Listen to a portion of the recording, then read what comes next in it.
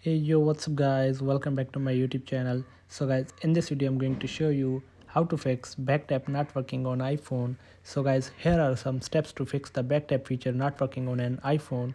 So guys, first of all, restart your iPhone. Simply restarting your iPhone can sometimes fix the issue. So for the restart iPhone, tap on power button and volume up at the same time. So drag the slider to the right to restart your iPhone. So after restarting your iPhone, the next solution is disable and re-enable backtap feature. So for this, go to settings, go to accessibility, go to touch and scroll down, and here is backtap, and turn off none and turn it on again. So after this, the next solution is update your iPhone to the latest version. So guys, make sure your iPhone is running the latest version of iOS. So for this, go to settings, go to general, go to software updates, and wait for checking for update.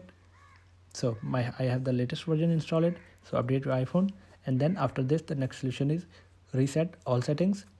So for this, go to settings, go to general, scroll down and tap on transfer reset iPhone, tap on reset and tap on reset all settings. Enter your iPhone passcode. So tap on reset all settings. So guys, after this, the next solution is try restoring your iPhone. If all else fails, you may need to restore your iPhone. This will erase all your data. So make sure to backup your data first.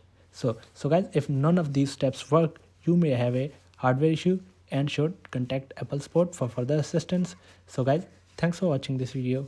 Please like, share and subscribe. Thank you guys. See you in the next video. Thank you.